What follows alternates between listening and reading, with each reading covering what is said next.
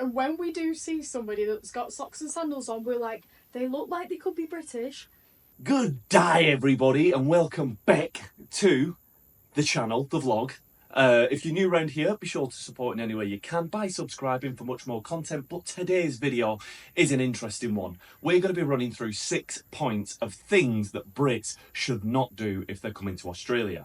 This is going to be a little bit of fun. Some of them aren't so serious. Some of the points have a little bit of seriousness in them, are definitely food for thought if you're going to be coming over here or you're new to being in Australia as a Brit.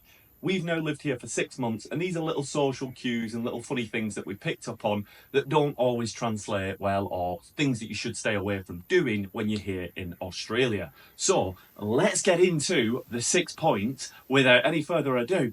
Take it away, Cody. Point number 1. There's an ongoing joke here about Brits wearing socks and sandals, and when we do see somebody that's got socks and sandals on, we're like, they look like they could be British. They are probably from Britain. Don't do this. Just demonstrated. Is demonstrated for the video. So any Aussies watching, please don't rip my head off. I'm doing this for you to go, this is a no-no. You need to switch out of this. So, yeah, doesn't matter what type of thongs they are, whatever you do, don't come over it and wear socks and sandals. It's not good. It's too hot. Just wear your thongs. I don't know why we do it. Whatever. Thongs, sliders, flip-flops, whatever you call them. I don't know why we put socks on with them, but the amount of Aussies that we've spoke to, it has been countless now, where they go, the way you spot a Brit on the beach or a Brit walking about is that they will have a pair of thongs on, sandals, sliders, whatever you want to call them. Do you know what it is though? With white socks on usually. It's always white socks. Always white socks. Here, people, like, I've just been out to the shops and there's just been a kid that's been on his skateboard, no shoes on, no socks on, just down the street.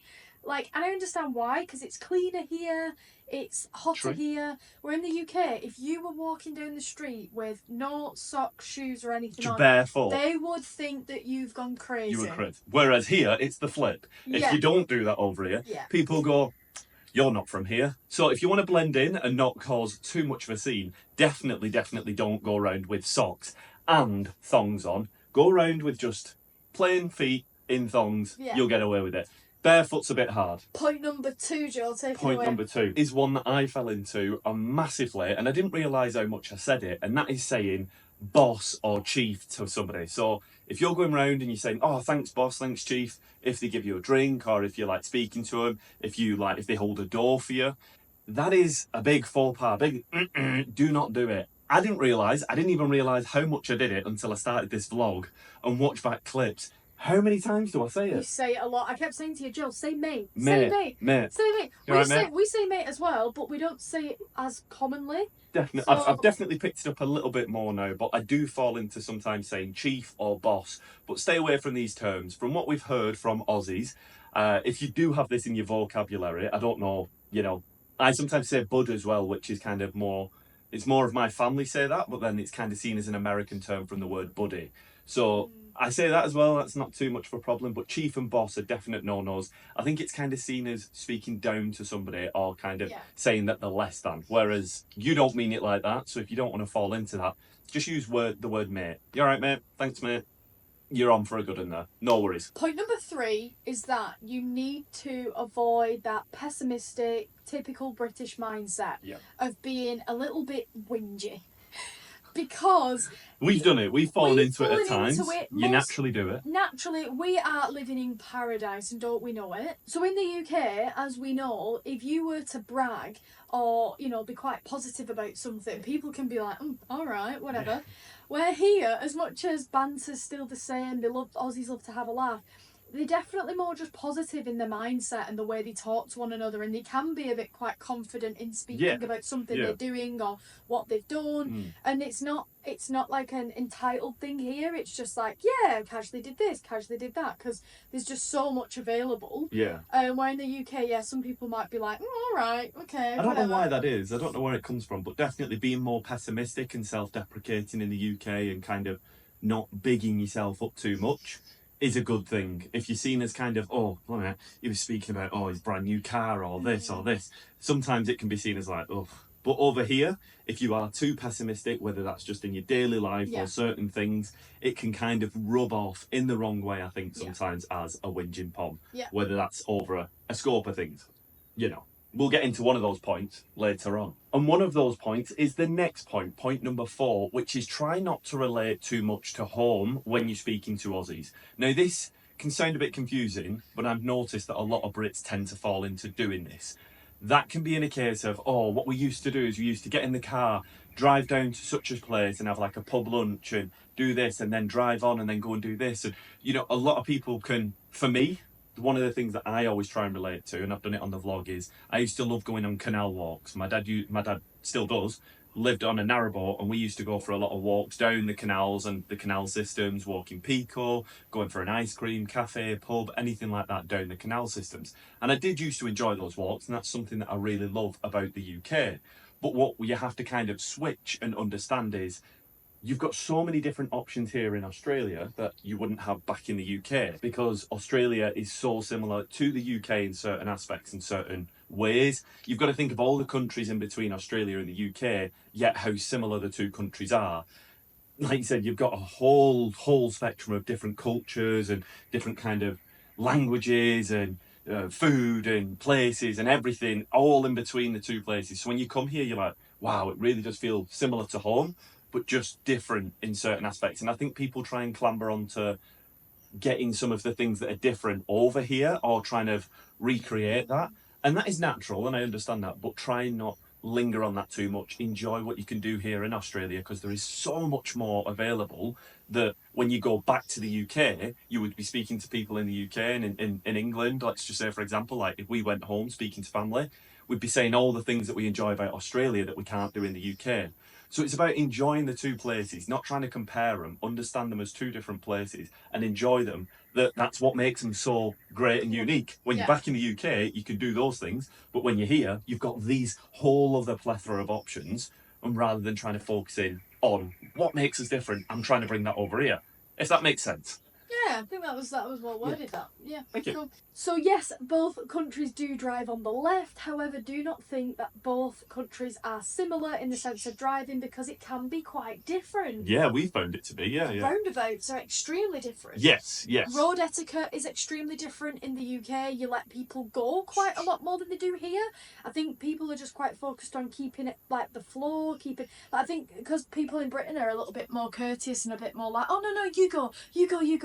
Where in Australia, you know, they just go. Which if there's a space, it makes way more sense. If there's a space, you go. Yeah. Whereas what we found back in the UK sounded like it was a negative people thing. People can hesitate in the UK. A lot more of that. In the UK, people would be like, no, you go. And there was a lot of times when we got to junctions or roundabouts where everybody would come to a standstill and just wait. In Australia, we have noticed that people kind of just go, like, right, no, I'm not waiting about it, I'm going to go, and then you can follow suit, you can follow. So kind of makes sense that it's just that bit more eagerness to be like, right, let's get this going. We have noticed a lot less build-up on the road, and that possibly comes down to population. There's a lot more condensely populated places in the UK, but still, where we are and on the coast of Australia, all very populated places. Some of the cities very populated. Brisbane, you do get traffic build-up, but roads seem to regulate a little bit better down to what Cody said, that etiquette, that kind of road understanding is similar but different. I think that's the best way to say it. There is some slit roads in Australia that merge as well. Oh. So like you can be coming off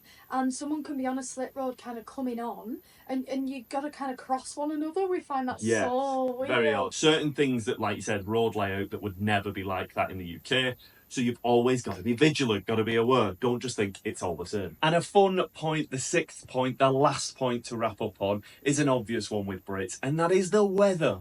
Try your best not to mention the weather too much. Now, this comes down to Aussies do mention the weather. Like currently what we've been going through is in Queensland, in this specific area of the Sunshine Coast where we live in Australia. Just to let you know, weather's very different around Australia. Don't think it's all the same. But yeah, where we are at the moment, we've been experiencing really high humidity because of the time of year.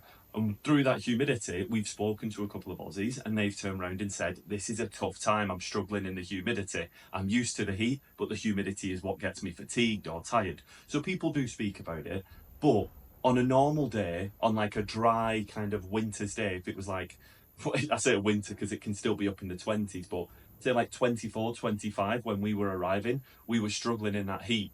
If you were to say that to an Aussie, they'd look at you a bit confused and be like, it really isn't anything major that. So If you're going on about it too much, it can kind of come across once again as whinging, and that's where it relates to the previous point. So enjoy the weather, experience it, it's very different. And also, just to kind of wrap up point, don't underestimate the weather. Make sure you've got your hats on, make sure you've got your sun cream on, or make sure you're just kind of staying out of it. If you're not the biggest fan of sun cream, I know some people aren't, try and stay out of it. Don't underestimate the UV levels and the strength of it, because it can be very serious out here. So constantly check the weather apps. So make sure to be constantly checking those weather apps to see what the UV levels are. As we've seen a couple of times, it's gone up to like 11, gone up to 10, very, very high. Those days you want to be careful. And just because it's overcast, as you can see today, it's quite overcast here, does not mean that the UV isn't stronger than it's ever been in like the time that you would have been here, whether that's a month, 2 months or whatever. I think some Brits as well, like some of our family members, when they've seen like the overcast sky in the background, they've been like, oh, it's not warm there today, is it? And it's like, no, it's warm every single day. So don't underestimate, if you are watching our videos and you are in the UK, don't underestimate because it's got a bit overcast. It's nothing like the UK temperature. It's not where we are. It's even worse sometimes when it's overcast. Like I said, that humidity can kind of sit if there's been storms or it's brewing for a storm. But that is a wrap up on a couple of our points. What we want to ask you guys watching, if you are Australian or you are from the UK and you've moved over here, we want to know what are some other points, because we might revisit this video. So I want to see, what do you guys think are some other points that Brits should possibly stay away from, or other cultures as well, maybe Europeans, Americans, when they come over here? What is a big be careful when you come over here for doing that? I'd like to hear these things. I like reading through the comments. We try and get through as many as we can, so let us know in the comments. But for now, I think we've got to get on with the day. We've got the gym to do. We're making a traditional Finnish salmon soup for dinner tonight, and I'm going to take you with me to make that. So let's crack on with the day, and I can't wait for tea or dinner, because that's one of my favourite meals we've ever had. Join me there. See you soon. Bye. Now we are off to the gym, and I must say it's not been too hot today, so we shouldn't be sweating through as we were last time. We're going to go hit it. Good session. Only about, what, 20 or so degrees did we read before? I've not actually checked the temperature, but it's still humid, but it's a lot cooler today. I think it might be mid-20s. You know it's cooler when you've had the aircon on and we came outside and we're like, oh, that's a relief outside. So it's all kinds of crazy today, but time to pump some iron. Do you say that? Just wrapped up the gym. That was an absolutely rough as anything session. Now we're coming to one of our favourite shops, which is Shore to Shore Seafood in Coolum. Tuna steaks here. Honestly, I'm getting stocked up. Cody's mum's coming next week, and we need to get stocked up. Look at these. Lobster. Yum, yum, yum. As always, when we come to here, we've got an absolute stock up. Thai green fish pie. Thai green curry fish pie. We've got some tempura prawns. Got some crumbled prawn cutlets. We've got some potato truffle croquette. Oh my goodness. And then a couple tuna steaks in there as well. And Cody's still getting stuff. Never stops. We have got our fishing bag sorted. All our little goodies that we love. And we were chatting to the woman in there who served us, called Kim. And she was, as always, very lovely. We were speaking about the temperature and how humid it's been recently in this area. And I was saying, oh, I feel sorry for the people that live up in like the Northern Territories or like Cairns, when it gets like really, really humid for a long period of time. And she actually, just by chance, said, oh, I used to live in the Daintree for the longest time when I was 25. And then we were chatting about it. I was like, oh, have you seen a cassowary? Have you seen one out in the wild? And she said, oh, she'd been chased by one. Imagine that. That must be. Used to see them all the time, and a dog used to get chased by them. That must be petrifying, though. That one of them chasing you with the claws. Well, no, thank you. I think I'd be staying well away. But crazy, innit? You get speaking to people, you learn stories. I love it. And to anybody watching, I can only apologise. I've just realised what my hair's like because I've just been on the machines in the gym. I'll sort it out. Please don't attack me too much in the comments. But mission on, I've decided that I want to make a soup that I had in Finland. It's a traditional Finnish soup. It's a salmon and new potato soup, and it's creamy and it's got dill in it and it's unreal. And you have it with like a French stick, like a crusty baguette. Oh, it's unreal. I've been craving it all day. So 10 minutes before the bakery shuts, I hate to be that person, I hope they've got some French sticks. Let's see if they have. Look what I've got! Yay! So that's my first ingredient acquired, so I can make my soup tonight. So I am back now with all my fresh little ingredients. I will show you what it looks like when I'm finished. We are cooking. This is looking just how we like it. So what's gone in here, guys, are just new potatoes, salmon fillets, leeks, some garlic, some fresh dill, some cooking cream, and some fish stock, and carrots, sorry. So yeah, that's what's gone into this absolute goodness. I cannot wait to enjoy. Here we are with the traditional soup made. Joe, how excited are you for this? I am super excited. The name is L'Occhietto. L'Occhietto. And it is a Finnish traditional soup, and you've made it absolutely incredibly, and I can't wait to devour it. Let's get into it. The first time we had this soup was actually in Finland itself. I think we just had it in like what was like a little pub over there, wasn't it? Like, and it was so good. a little It was log really cabin. salty. Yeah, Really good. little log cabin pub. We didn't think anything of it. We're like, oh, a bit of a salmon soup. That sounds all right. Tried it, fell in love, and oh my goodness, Coda, I think the finish would give you a little pat of approval there. You reckon? That is delicioso. Yeah. Little salmon. Patatis in there as well, like full new potatoes. I might try and put a link to creating it in the description if anybody does want to give it a try. But doesn't seem like much. I think it's just It doesn't take long. no. It's a little dill cream salmon soup. We put carrots in it. Usually you don't, but we fancied carrots. You can do. Yeah. Sometimes the ones that we've had though, we had like 2 or 3, didn't we, in Finland, and they never had carrots in. But no harm. Very good. Have you got your croissant? You look like you've got a big smiley face. What are you taking croissant? What are you doing with croissant? So, as Picco has got his croissant time and he doesn't want to let go of today. Oh, good boy. This is where we're wrapping up the video. So thank you very much for watching. Thank you to all our wonderful members as always. There's some newbies in there, so thank you very much everybody. And we will see you in the next one. Don't forget to like and subscribe as well because it helps us so much. Thank you. Bye. Adios.